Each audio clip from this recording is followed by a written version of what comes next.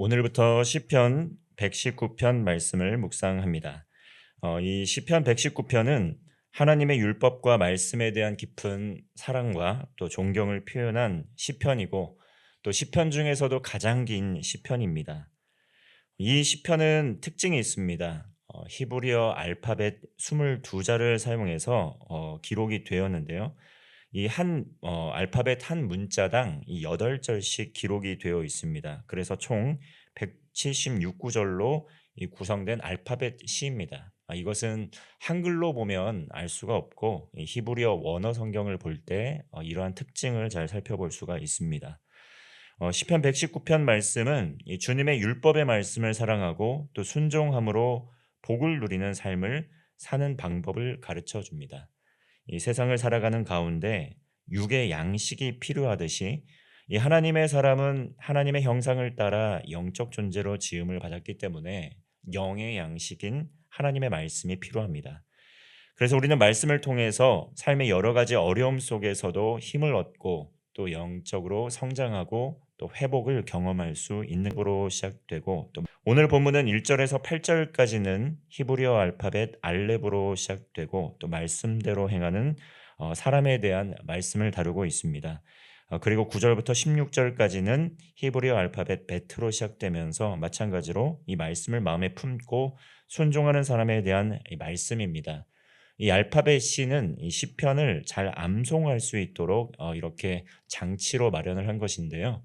그만큼 이 시편 말씀을 암송하면서 삶의 아주 가까운 곳에서 또 삶의 모든 현장에서 이 말씀을 적용하려는 이런 노력들이 깃들어 있는 것이 바로 시편 말씀입니다.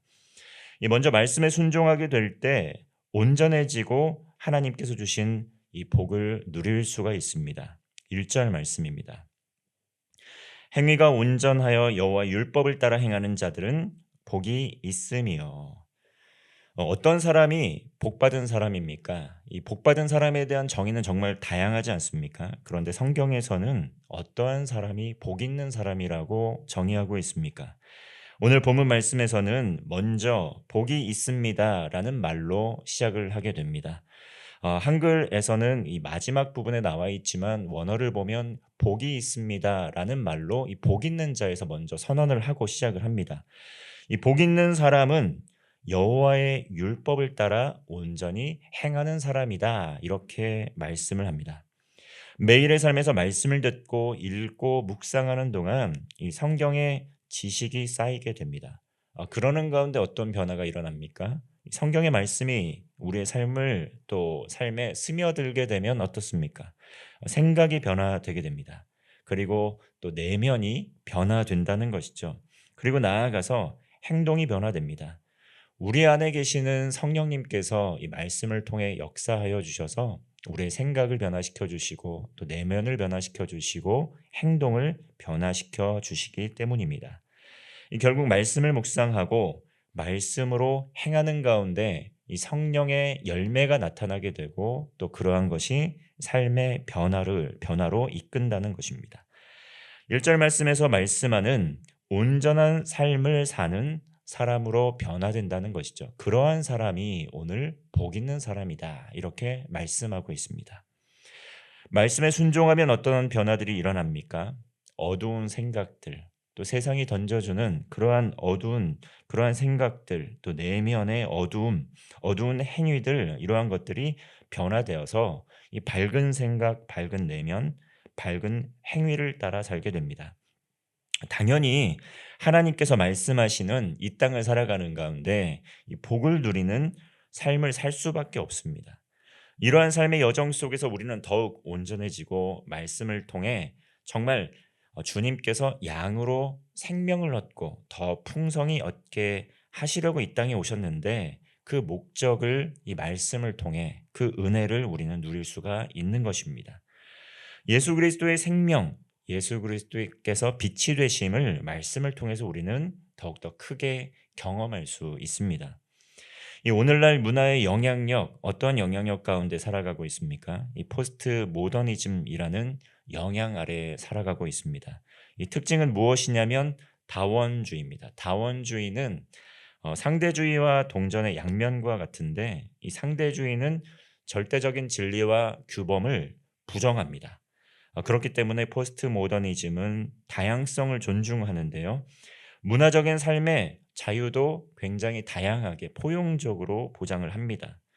따라서 상대방을 인정하는 관용과 또 여유를 또 중요하게 여기게 되는데, 이러한 경향성이 또 신앙에도 적용이 되고 있다는 것입니다. 이러한 문화 속에서 우리가 살다 보니 이 성경의 절대적인 가르침에 대해서 이 신앙인들마저도, 그리스도인마저도 부정적인 생각과 부정적인 인식을 갖게 된다는 것이죠. 우리가 알게 모르게 이런 영향력 가운데 영향을 받으며 살아가고 있습니다. 그리고 특별히 자신의 신앙을 전파하는 것, 이 복음을 전하는 것, 이것은 이 타 종교에 대한 다양성을 존중하지 않는 것이라고 여기고 이것을 또 비난하는 사람들도 있습니다. 복음을 전하는 전도가 타인에게 종교를 강요하는 것이라고 여기는 문화들이 지배적이라는 것이죠. 그렇기 때문에 전도 행위를 무식하고 또 독선적인 것이라고 폄훼하는 사람도 있습니다. 그러나 지나치게 다양성을 존중하게 되면서 우리는 중요한 가치 판단을 하지 못하게 됐다는 것입니다.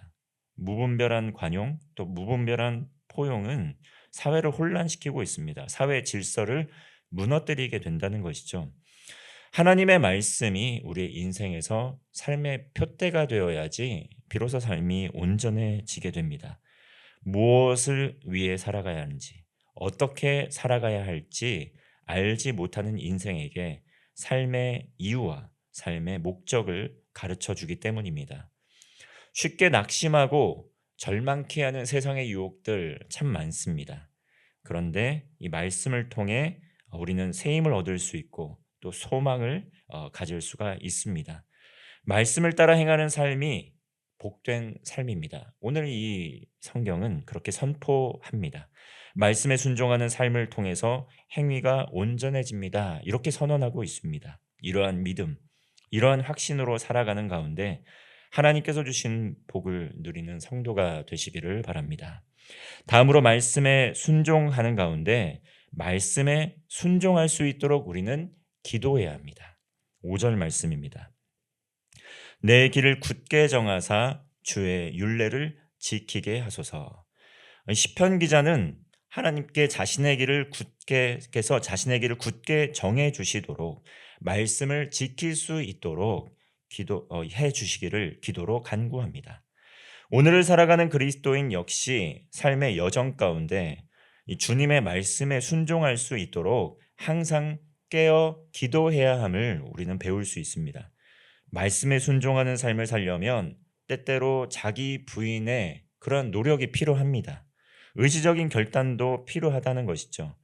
예수님을 따르는 순종의 삶은 저절로 이루어지는 것은 아닙니다.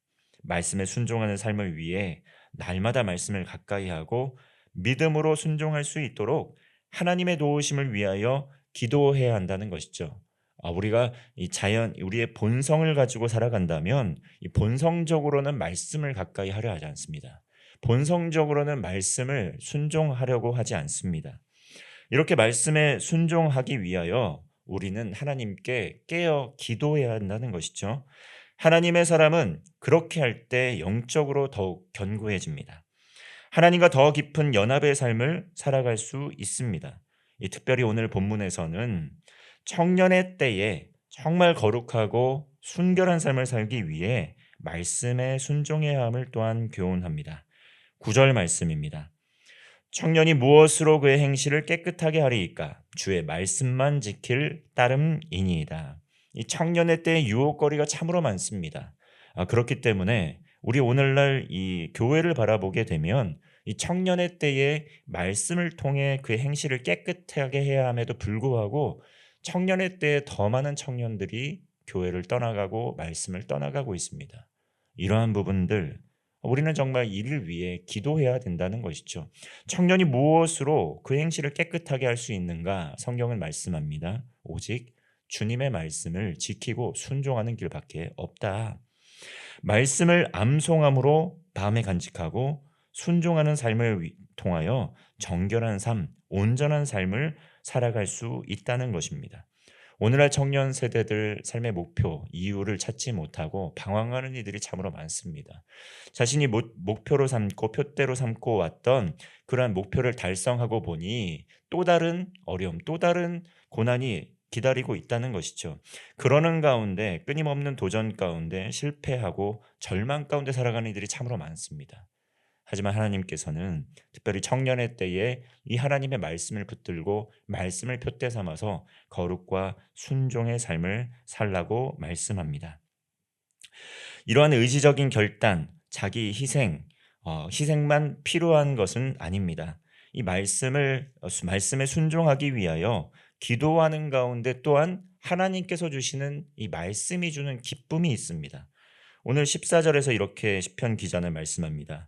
내가 모든 재물을 즐거움과 같이 주의 증거들의 도를 즐거워하였나이다. 이 말씀을 계속해서 묵상하다 보면 처음에는 느끼지 못하였는데, 처음에는 알지 못하였는데 이 말씀을 통해 우리가 누릴 수 있는 기쁨, 즐거움이 이 재물을 즐거워하는 즐거움 못지않게 훨씬 더 큰 기쁨이 있다는 것을 고백하고 있는 것입니다. 이러한 기쁨이 있다는 것이죠. 시편 기자는 재물을 즐거워한 것 같이 주의 말씀을 즐거워하였다, 이렇게 고백을 하면서 이 말씀이 주는 기쁨 또한 매우 크다는 것을 알려주고 있습니다. 말씀을 읽는 것이 어렵지 않습니다. 처음엔 어렵지만 말씀을 알아가면 알아갈수록 말씀이 주는 즐거움과 말씀을 통해 누릴 수 있는 기쁨이 매우 크다는 것이죠. 이 말씀을 읽는 방법이 있는데요. 오늘 15절과 16절에서 이렇게 말씀을 합니다. 내가 주의 법도들을 작은 소리로 읊조리며 주의 길들에 주의하며 주의 율례들을 즐거워하며 주의 말씀을 잊지 아니하리이다. 주의 말씀을 작은 소리로 읊조린다는 것, 말씀을 거듭하여 되뇌이고 체득하도록 한다는 것입니다. 그렇게 주님의 말씀을 주의 깊게 받아들이고 삶에서 실천하고 이 주님의 율례를 즐거워하면서 주님의 말씀을 잊지 않았다라고 고백을 하고 있습니다.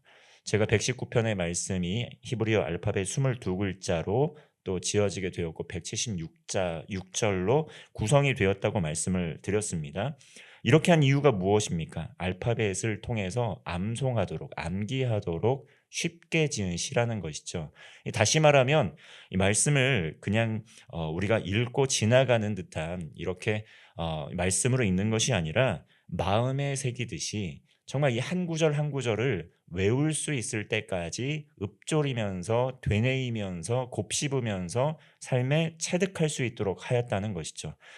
이렇게 말씀을 암송하게 되면 어떤 유익이 있습니까? 삶을 살아가는 가운데 위기의 순간에서 정말 절망의 순간 가운데 생명의 말씀이 우리의 또 생각에서 또 우리의 마음에서 떠오르게 되고 그 말씀에 순종하는 가운데 날마다 말씀으로 승리하는 삶을 경험할 수가 있습니다.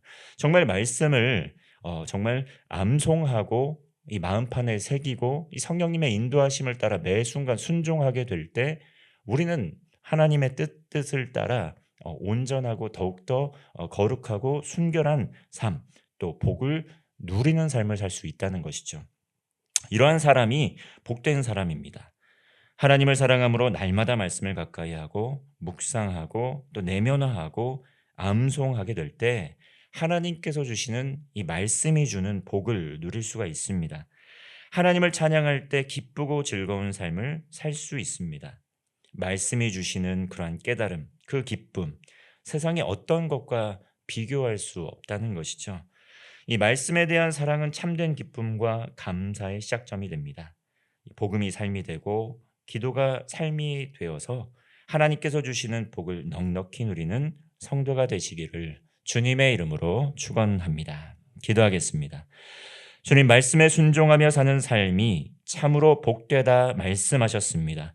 주님의 말씀처럼 늘 말씀을 가까이 하게 하시고 말씀에 순종하는 삶을 살기를 원합니다. 세상의 염려와 근심, 걱정 주님께 맡겨드리고 대신에 주님의 말씀으로 우리들의 죄악된 마음과 생각을 고쳐 주셔서 거룩하고 성결한 삶 살게 하여 주옵소서. 오늘 하루의 삶도 주님께 의탁드립니다. 우리의 가정과 교회, 일터와 삶의 모든 현장에서 하나님과 동행하는 가운데 말씀의 능력으로 살며 하나님께서 주신 복을 누리는 삶 살게 하여 주옵소서. 예수님의 이름으로 기도하옵나이다. 아멘.